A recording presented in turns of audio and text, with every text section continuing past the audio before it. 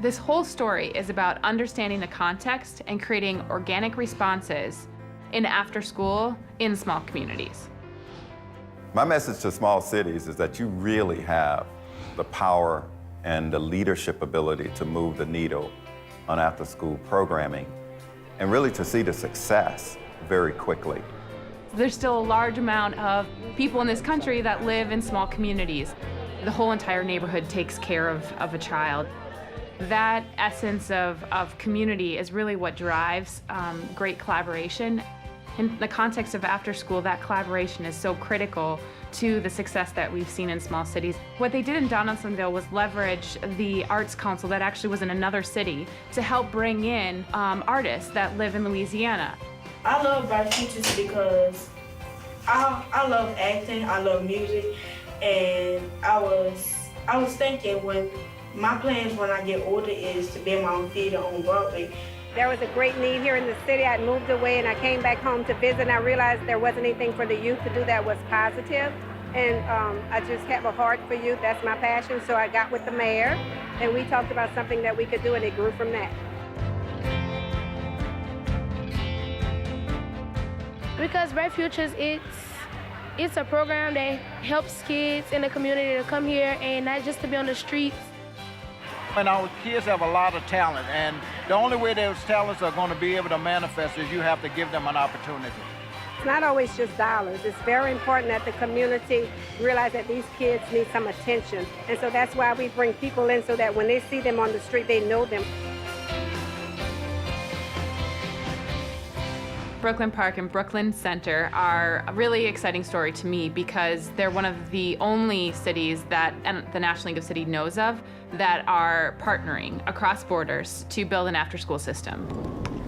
Well, in 2007, there was a report done by the Police Executive Research Forum that identified juvenile crime as an issue between the two cities. Police officers and recreation workers and residents sat down. They realized in those meetings that many of the young people that one recreation center was serving is also serving it in the other city. So they started to see that the young people were moving back and forth pretty fluidly.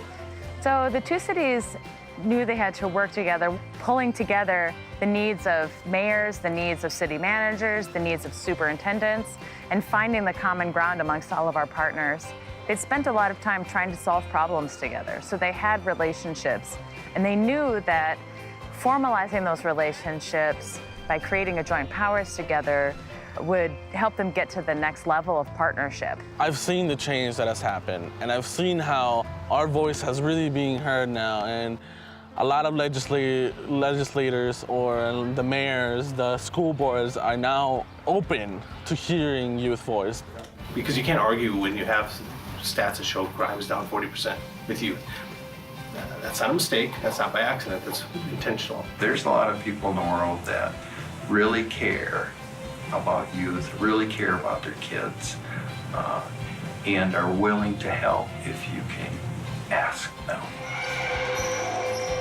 The story in Umatilla is about adults sharing their career knowledge, causing economic transformation. We first started after-school programming in Umatilla in 2003. We then received our first large-scale grant for after-school programming in 2004, and we've been steadily offering after-school programs for students in our community for the past 10 years. So our focus has always been keeping kids safe, keeping kids engaged, and trying to open career opportunities for our students in their future. We don't come from a place that has a lot of money, like people going and doing big things all the time, so we're showing that there is an option, and even though we're from a place like Umatilla. Like fundraising last year, we saw how the community could really come together for something that they felt needed to happen. We've learned to really expand what our career learning can look like. What's really exciting in Umatilla is that they're understanding the needs of their young people and sort of what their context is in their city. And as a result of that, they understand the importance of exposing young people to careers that exist within Greater Oregon. We wanted to spark interest in STEM and FIRST and all that. And that spark, it helps create a fire, and that fire creates wildfire, which spreads and touches the lives of others in our community. In our district alone, we've been able to start 27 other diverse teams. I would say that the program, the planning, all of that has transformed me by forcing me to be more collaborative. In large cities, sometimes we don't think about thinking outside of our borders, and they're forced in small communities to really think outside the box, and they do it so naturally. And with that comes these really great opportunities that I think a lot of people wouldn't expect in a small town.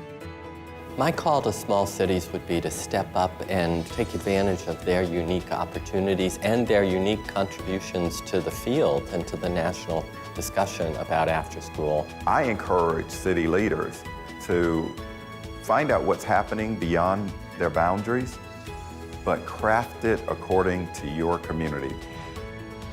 If you're a small city, the way you can get more resources from the National League of Cities is to go to www.afterschoolsmallcities.org.